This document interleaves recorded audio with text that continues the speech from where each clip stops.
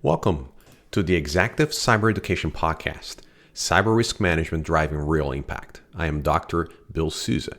I got to tell you, today's podcast barely made the schedule release as I am busy developing an awesome webinar for you all on this cybersecurity framework implementation, including some experience from the trenches and what to avoid. I hope you join me. I will have news about the webinar soon, so stay tuned.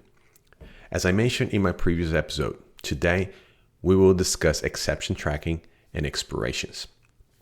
Exceptions to any cybersecurity policy or standard must be reviewed and approved by management, and then tracked for expiration and mitigation. Here are a few elements you should have in your exception record.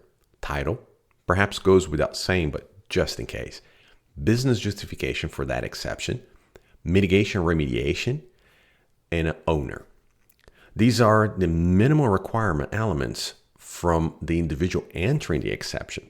Everything else will be entered by the cybersecurity department, such as the inherent risk, residual risk, expiration date, the security controls that the individual is requesting the exception for, and who in the organization will be signing or accepting the risk. The rule of thumb is such like if you have a very high or high exception, do not exceed 12 months or 6 months if you have the resources to do so. A medium should not exceed about 2 years, and a low or very low should not exceed 3 years without coming and revisiting those exceptions again. Your organization may have different timelines in place. That's fine. Or you plan to implement or either more restrictive or relaxing timelines for that matter. The bottom line is that you need to have an expiration date in place.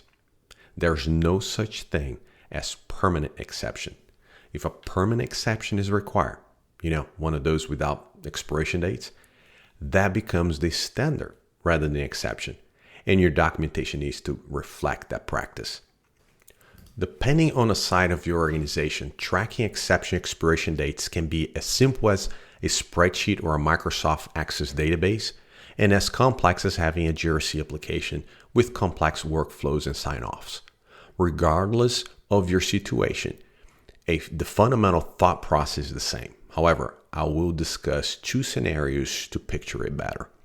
First, you are a small organization and leverage a spreadsheet or a Microsoft Access database for your exception process. In this scenario, make sure to have the following in place. Sort and forecast all your exceptions by month. This will give you an idea of the workflow or the workload for that matter ahead of you. Start communication, meaning sending emails with the exception owners as early as 90 days. I suggest establishing a cadence of 90, 60, 30, 15, 7, and even 1 day before expiration to allow the owner plenty of time to respond if the exception is still needed.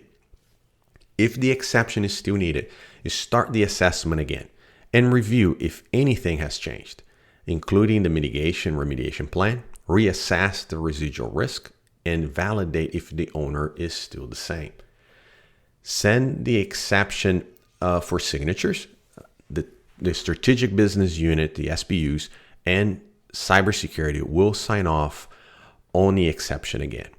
Once approved, change the date in your spreadsheet accordingly. If the exception is no longer needed, close it and back out of any changes that were made because of the exception. The second scenario is if you are a mid-size or large organization, or even a highly complex regulated organization, you will need a GRC application. The GRC application will automate all the steps that we just discussed, allowing you to perform the following. Right? You're going to create a customized dashboard for your team to review. It will allow you to draft standard communications that will go out on the assigned intervals. Remember, 90, 60, 30, 15, 7, and 1 days. Develop approval workflows that adapt to your organization needs and keep historical records of all your exceptions. I've done my share of GRC implementations, so here is the tip for you. If you are to implement a GRC application or process, make sure to define success. Document your requirements. Talk to everyone involved. Develop a charter and secure a leadership sign-off. This won't guarantee success, but it will save you many heartaches in the future. As requirements will change, objectives will readjust, and memories, of course, will fail.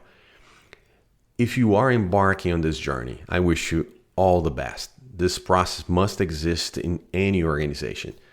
This was part 3 of the final part of this podcast series on standard exceptions. If you have any questions regarding standard exceptions, feel free to reach me on LinkedIn or Twitter.